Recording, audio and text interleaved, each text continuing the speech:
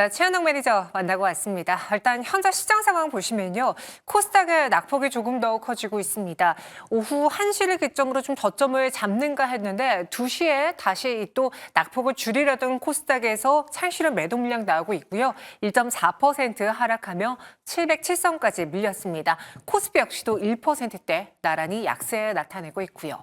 이 연초 효과의 상승, 이제는 끝이 난 건지 시장에서 또 CS2025에 대한 모멘텀이 사라져버린 터라 그 공백을 누가 메우게 될지 굉장히 궁금해지는 시기입니다. 두 분과 함께 이슈 필터 알아볼게요. 김민성 매니저, 이지은 대표 나왔습니다. 어서 오세요. 네, 안녕하세요.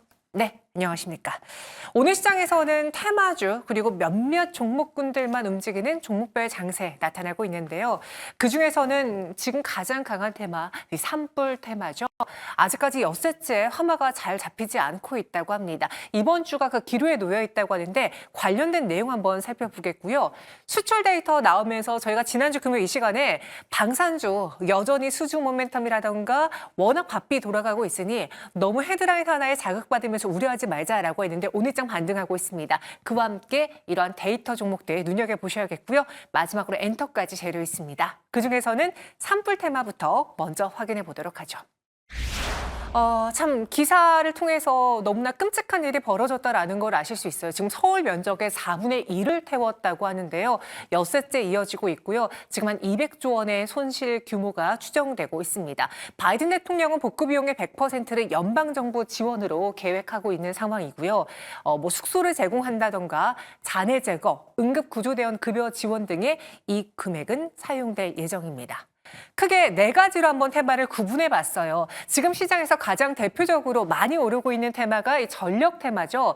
지난주 이 시간에 저희가 제일일렉트릭의 급등이 수상하다라면서 대장으로 소개해드린 바 있는데요. 오늘은 재룡산업이 개별적인 이슈까지 더해지면서 상한가가며 대장 역할을 해주고 있고요.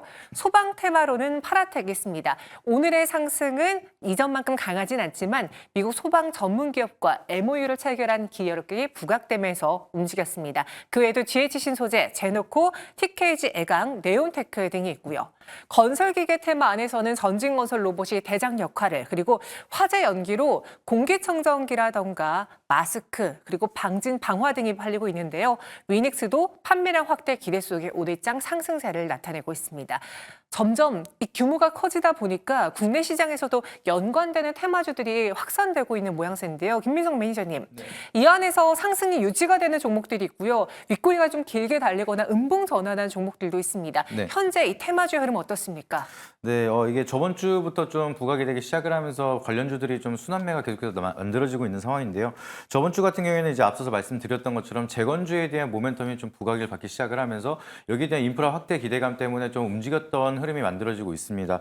뭐 예를 들면은 이제 전진 건설 로봇이라든지 현대 에버다임, HD 현대 건설기계 같은 이제 재건주에 대한 모멘텀으로 알고 있는 그런 기업들이 좀 강세를 보여줬던 흐름이었다라고 하면은 이번 주 같은 경우에는 시작부터 좀 전선 쪽에 대한 모멘텀이 좀 더 강하게 만들어지고 있는 모습입니다.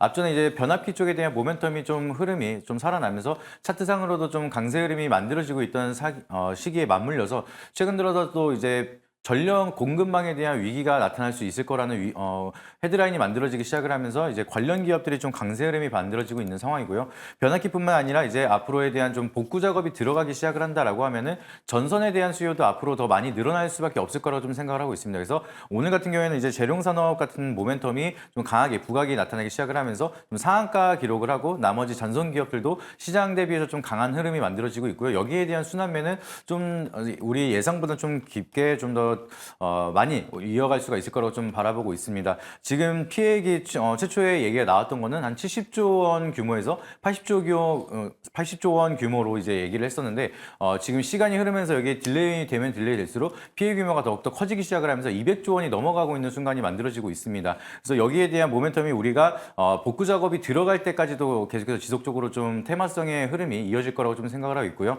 좀 우리가 또 조심스럽게 바라봐야 되는 산업 같은 경우에는 이제 보험사 같은 경우에 경우에는 제가 주말에만 확인했을 때도 이제 보상해야 되는 규모가 30조 원이 넘어가고 있다라고 하고 있었는데 여기에 대한 규모가 더욱더 커진다라고 하면 기업들에 대한 좀 우려감도 같이 만들어질 수가 있기 때문에 수혜를 받는 산업과 이제 우려감이 형성이 되고 있는 산업들도 좀 구분을 해서 체크할 필요가 있다라고 좀 말씀을 드리도록 하겠습니다.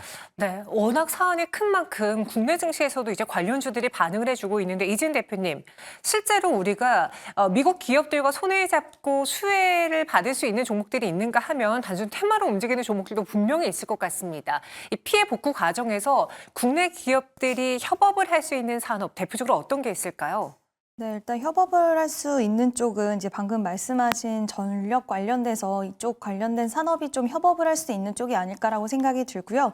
그 안에서 좀 선별적인 종목의 흐름들을 좀 체크를 하셔야 될 거라고 보는데 지금 워낙 뭐 며칠 지나기는 했지만 시장에서 이렇게 강한 테마가 형성된 거는 오늘 좀 강하게 여러 가지 분류를 해서 좀 강한 시세와 테마가 형성된 것 같습니다. 이와 관련돼서 며칠 정도는 지속될 수는 있겠지만 그 이후까지 시세 흐름들을 이어가는 종목군들은 좀 직접적인 미국에 이미 침투를 해 있는 기업들 위주로의 좀 선별적인 시세가 이어갈 거라고 보고 있는데요. 일단 대표적으로 뭐 제일일렉트릭이 앞서서도 나온 것 같은데 이튼의 협력사이기도 하고 또 최근에 가온전선 같은 경우에는 미국 쪽의 생산 법인을 확보한 그런 움직임을 가져가기도 했습니다.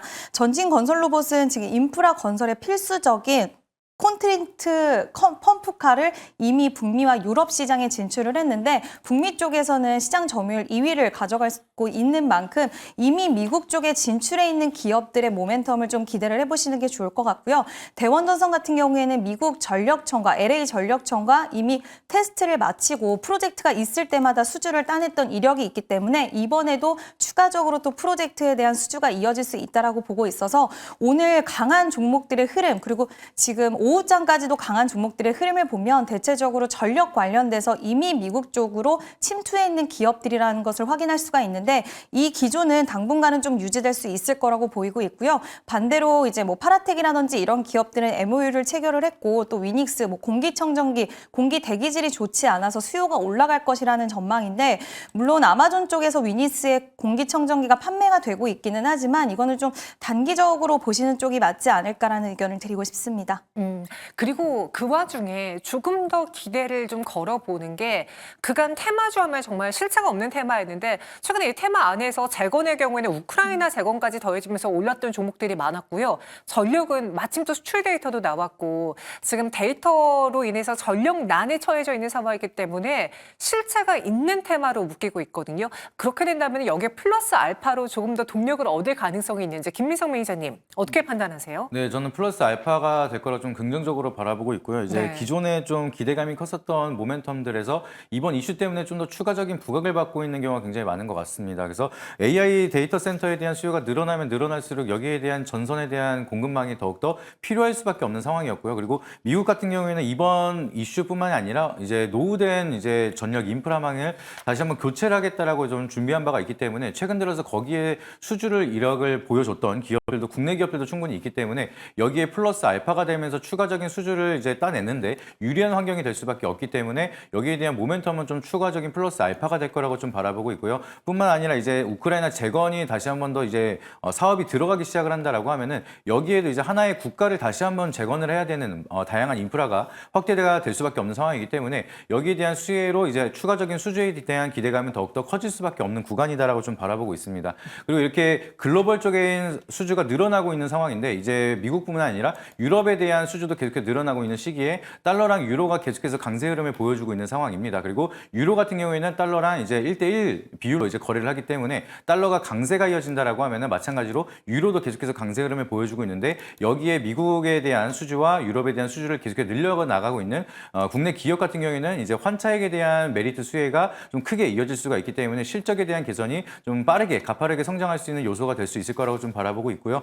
이런 모멘텀이 지속적으로 커진다라고 하면은 주가 측면에서도 여기에 대한 기대감이라든지 멀티플이 반영이 되기 시작을 하면서 좀 강한 시세를 분출할 수 있는 기회가 되지 않을까 좀 이렇게 바라보고 있습니다.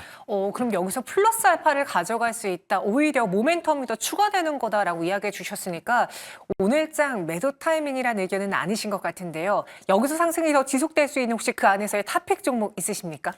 저 같은 경우에는 이제 전선에 대한 모멘텀을 좀 긍정적으로 바라보고 있고요. 네. 최근 들어서 이제 AI 데이터 센터에 대한 흐름이라든지 노후 교체망에 대한 송전 건설에 대한 모멘텀을 좀 지속적으로 만들었고 있었기 때문에 대한전선 같은 경우에는 여기에 대한 모멘텀으로 좀 같이 끌고 갈 수 있을 거라고 좀 바라보고 있습니다. 특히나 이제 전선주들이 좀 강한 시세를 많이 보여줬는데 대한전선 같은 경우에는 차트 위치상으로도 지금 현재 그렇게 부담스러운 구간은 아니기 때문에 우리가 지금 조금 늦더라도 이제 접근을 해도 나쁘지 않은 이제 손익비가 나오는 자리라고 좀 판단이 되고 있고요. 이제 리스크 측면에서도 굉장히 적고 이제 다른 전선이 계속해서 많이 올라갔다라고 하면 결국에는 높이 맞추기가 들어가기 시작을 했을 때 여기에 대한 모멘텀으로 좀 더 다시 한번 기대 수익률을 많이 가져갈 수 있는 역할이 되지 않을까. 그래서 지금에 우리가 접근을 한다라고 하면은 대한전선이 조금 더 유리한 측면으로 바라볼 수 있을 것 같습니다. 네, 그래서 대한전선 플러스 알파로 가져갈 수 있는 종목이다라면서 탑픽으로 선정을 해주셨고요.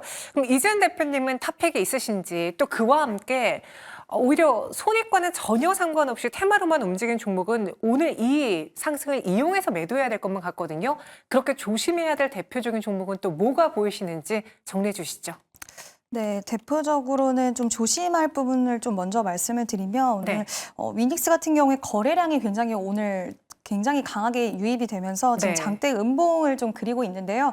만약에 금요일 날 매수를 하신 분이라고 한다면 저는 오늘은 매도를 하시는 게 좋지 않을까라고 보고 있고 이와 관련돼서 비슷한 종목군으로 지금 묶인 종목들 뭐 K웨더 같은 게 워낙 바닥권에 있기 때문에 그래도 좀 덜 부담스러울 수는 있겠지만 저는 조금 더 오히려 실적 뒷받침 아까 말씀하신 데이터 센터 AI 향에 관련돼서 수혜까지 같이 가져갈 수 있는 쪽을 보는 게 맞지 않나라고 생각을 하고 있고 오히려 대원전선을 저는 좀 가장 눈여겨보고 있습니다. 오늘 전선 관련된 종목들 중에서 시세가 유독 강한 종목들이 있어요. 지금 뭐 상한가에 안착한 재룡산업 같은 경우에도 워낙 시세가 강하기는 하지만 이 안에서 오늘 시세 강했던 종목군들이 저는 테마라기보다는 며칠 동안 순환매를 통해서 강세 흐름을 좀 이어갈 수 있다라고 보고 있는데 그중에 대원전선 같은 경우에는 딱 LA 전력청의 이제 테스트를 마치기도 했고 그동안 프로젝트를 계속해서 수주를 해왔던 이력이 있고 또 오늘 굉장히 큰 거래량, 대량 거래량이 유입이 됐기 때문에 추가적인 시세, 오늘 좀 따라잡는 부분에 있어서는 부담스러우실 수는 있을 것 같습니다. 다만 단기적으로 좀 눌림의 구간, 쉬어가는 구간이 나왔을 때는 매수의 관점으로 볼 수 있는 종목이 아닌가라는 의견을 드리고 싶습니다. 네, 두 분 모두 다 탑픽으로는 전선에서 대원전선, 대한전선 골라주셨고요. 지난 거래 상한가 이어 추가적인 상승한 위닉스 오늘 대량의 거래 수반한 음봉 나오고 있기 때문에 조심해야 될 타이밍이다. 매도하자라는 의견이었습니다. 이번에는 엔터로 가보도록 하죠. 오늘 코스닥이 1% 넘게 하락하는 와중에 그 안에서 선전하고 있는 엔터주인데 점점 더 바빠질 예정입니다. 하이브, JYP, SM, YG엔터의 최근에 이제 주요 이슈들 한번 골라보니 BTS의 J-Hope 월드투어 일정이 공개가 됐습니다. 지금 전국만큼의 자금이 들어오지 않을까 시장 기대하고 있고요. 본격적인 슈퍼 IP 컴백, BTS 컴백, 증액 사이클 전망되고 있는 하이브. JYP도 핫하죠. 최근 스트레이키즈가 빌보드에서 3주 연속 1위를 기록하고 있고 이 보이그룹 킥플립 데뷔를 많은 분들이 주시하고 있습니다. 벌써 이제 한 명 한 명 멤버들의 사진이 SNS상에서 움직이던데요. 관심이 뜨겁더라고요. 그리고 SM은 2월에 이 에스파 뒤를 이을 2월 신인 걸그룹 하츠투하츠가 데뷔될 예정입니다. 2월에 데뷔할 예정이고요. 8인조로 구성이 되어 있다고 하네요. 마지막 YG엔터는 상대적으로 모멘텀은 가장 적기는 해요. 하지만 하반기 블랙핑크의 완전체 활동 기대이기 때문에 이미 바닥권에서 플러스 알파로 뭔가 새로운 것이 생겨날 것이다라는 기대감은 있습니다. 바빠질 엔터주 이재현 대표님, 오늘 시장에서 나름 선전하고 있는 엔터의 경우에서 작년에 비해서 확실히 달라질 수 있다. 좀 기대감을 걸고 계신 편이신가요? 네, 저는 기대를 하고 있습니다. 왜 어느 면이 가장 기대되시는지요? 네, 일단 2024년을 좀 돌아보면은 메가 IP가 좀 부재를 했고 또 앨범 판매량도 소폭 시장의 기대치를 하회하는 모습을 보였는데 또 멀티 레이블 간의 이런 이슈나 이런 것들이 계속해서 피로도를 좀 누적시켰고 이제 멤버 아티스트들의 이런 좀 문제들, 개별적인 문제들이 계속 좀 나왔는데 물론 이 문제적인 부분들이 개인적인 부분들은 계속 2025년에도 지속될 수는 있지만 이 피로도와 시장에서는 계속 어느 정도 면역이 생겼는지 이제는 그렇게 크게 주가에 영향을 주는 것 같지는 않습니다. 오히려 2025년에는 메가 IP, 뭐 블랙핑크 그리고 BTS가 또 돌아온다라는 그 모멘텀, 거대한 모멘텀을 가지고 있다라는 비용과 부분과 그리고 저연차 이제 가수들이 예전에는 이제 뭐 월드 투어라든지 이런 투어를 하려면 적어도 3년 이상의 활동을 해야지 좀 가능했던 부분인데 요즘에는 워낙 K-팝 인기가 있다 보니까 뭐 그렇게 큰 규모는 아니라고 하더라도 투어라든지 이런 부분들을 좀 앞당겨서 1년 차에도 움직임을 가져가는 부분들이 있다 보니 이게 결국엔 글로벌 팬덤 유입으로 이어질 수 있고 향후에는 이 가수들이 연차가 점점 쌓이면서 더욱더 큰 이제 메가 IP까지는 뭐 갈지 안 갈지는 지켜봐야 되겠지만 이런 가능성과 수익성 측면에서 굉장히 기여도가 높다라는 점 이거를 좀 저는 높게 보고 있고요. 또 약간은 중간 IP라고 할 수 있는 뭐 스트레이키즈라든지 그리고 에스파 이런 그룹들이 굉장히 좀 올해 좀 괄목할 만한 성과들을 많이 보여줬기 때문에 2025년에도 더욱더 추가적으로 기대할 수 있는 요인들이 좀 아티스트들적인 측면에서 많이 나올 수 있을 거라고 보이고 있어서 뭐 관세에 대한 부분들도 자유롭다라는 거 그리고 환율에 대한 효과 이런 부분들이 좀 맞물려서 엔터주들은 지금 시장에서 오히려 좀 기대 요인 가져갈 수가 있고요. 마지막으로 중국의 경기 부양책에 대한 효과도 좀 기대해 볼 수 있지 않을까라고 보고 있습니다. 네, 지금 화면에서 또 우리 엔터 SM, SM 보이그룹 걸그룹들의 멤버들의 사진이 지나가고 있는 것 같은데 김민성 매니저님, 네. 여기 또 엔터주들의 경우에는 이제 콘서트를 월드 투어 형식으로 많이 다니잖아요. 네. 그러다 보니 달러 수입이 늘어나서 원달러 환율 효과도 낼 수 있을 것이다라는 분석도 있는데요. 네. 2025년에 엔터주를 공략한다면 어떤 키워드를 가장 큰 모멘텀으로 보고 접근하는 게 좋을까요? 이제 방금 말씀해 주셨던 것처럼 이제 콘서트에 대한 규모의 어떠한 좀 모멘텀을 만들어낼 수가 있느냐, 어떠한 결과를 만드느냐가 좀 중요할 것 같고요. 네. 그리고 아티스트 라인업을 통해서 이제 어떠한 글로벌 성적을 보여주느냐도 굉장히 중요할 거라고 좀 바라보고 있습니다.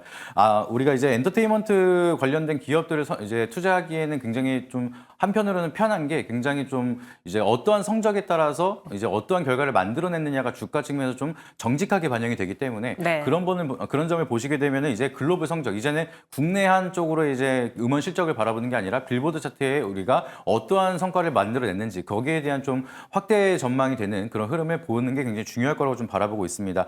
특히나 이제 K-팝에 대한 글로벌 점유율을 이제 보시게 되면은 미국 같은 경우에는 이제 전 세계적에서 47% 가량에 대한 점유율을 확보를 하고 있고요. 2위로 우리가 알고 있는 거는 이제 일본이 한 12% 가량의 점유율을 확보를 하고 있습니다. 그리고 한국이 이제 점유율을 보시게 되면은 많이 쳐봤자 한 6%에서 8% 가량 이제 두 자릿수를 간 적이 아직은 없는데 이제 글로벌적인 빌보드 차트를 빠르게 확산을 하기 시작을 하면서 여기에 대한 이제 성적이 앞으로는 우리가 눈에 보일 정도로 빠르게 성장할 수 있는 그런 기회가 될 수 있을 거라고 좀 바라보고 있고요. 이제 DOU 같은 경우에는 이제 중국의 최대 음원 기업인 텐센트랑도 협업을 하기 시작을 하면서 중국에 대한 시장도 우리가 이제 K-팝에 대한 점유율이 빠르게 확산이 되고 있는 상황입니다. 그래서 전 세계적인 음원에 대한 점유율 확보를 하게 된다라고 하면은 거기에 수혜를 받을 수 있는 기업들이 굉장히 많을 수가 있고요. 이제 앞서서 말씀 주셨던 것처럼 이제 블랙핑크에 대한 콘서트라든지 이제 BTS에 대한 콘서트 앞으로 우리가 좀 대형 이벤트로 좀 바라볼 수가 있는 모멘텀들이 굉장히 많기 때문에 올해는 좀 다양한 관점으로 글로벌적인 어떠한 흐름을 만들어내는지를 좀 주목하는 게 굉장히 중요한 포인트가 될 것 같습니다. 네, 말씀해 주신 것처럼 요즘은 콘서트로 인해서 과거에는 이제 멜론이라던가 그런 우리가 스트리밍 사이트에서 순위를 보고서는 지금은 JYP가 더 수익이 잘 나오겠구나를 유추했는데 요즘은 콘서트표로 많은 분들이 수익을 미리 예측하고 관련 종목들을 사시더라고요. 그런 면에서 보이그룹의 효과가 또 엄청난 것 같습니다. 스트레이키즈, 뭐 세븐틴 그리고 다가오는 방탄소년단에 대한 모멘텀도 있는데 과연 두 분의 탑픽은 어떤 종목일지 이지은 대표님. 엔터네에서의 탑픽 종목 무엇입니까?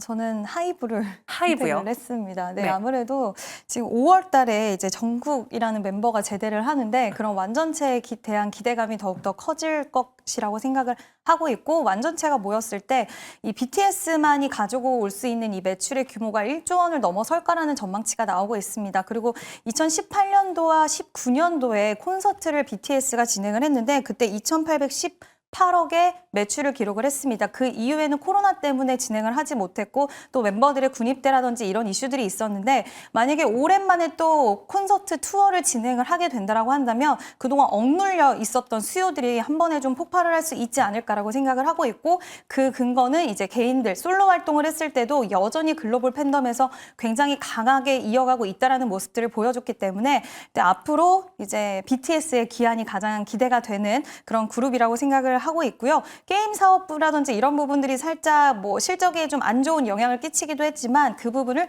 줄여가고 있다라는 점, 그리고 위버스 수익화 이런 부분들을 기대할 수 있을 것 같습니다. 네, 하이브를 선택해 주셨고요. 김민성 매니저님의 탑픽은 어떤 종목입니까? 저는 이제 매일경제 좀 유명한 블링크거든요. 그래서 네. 블랙핑크를 굉장히 좋아하는데 이제 내년에 올해 또 이제 블랙핑크가 컴백을 한다고 하기 때문에 거기에 대한 모멘텀이 굉장히 좀 클 거라고 좀 바라보고 있습니다. 그리고 재작년에 보시게 되면은 이제 블랙핑크가 2달 동안 공연 수익으로만 벌어들인 수익이 1,000억 원이 넘어가면서 세계에서 가장 콘서트 수익을 많이 기록한 멤버로 우리가 알고 있기 때문에 이런 좀 수익 캐시카우가 다시 한번 돌아온다는 것 자체가 YG 엔터테인먼트에서는 수익성을 가장 크게 부각을 받을 수 있는 모멘텀이 될 거라고 좀 바라보고 있고요. 그리고 이제 주가 측면에서도 엔터테인먼트 같은 경우에는 달러에 대한 수혜를 받을 수가 있기 때문에 좀 더 선반영으로 이제 주가 측면에서 강세를 보여줄 수가 있는데도 불구하고 여전히 좀 YG 엔터테인먼트 같은 경우에는 주가 측면에서도 부담스럽지 않은 구간을 형성을 하고 있습니다. 그렇기 때문에 우리가 이제 모멘텀 자체도 이제 크게 돌아올 수가 있는 상황이고 수익 개선에 대한 모멘텀을 우리가 기대해 볼 수 있는 구간에서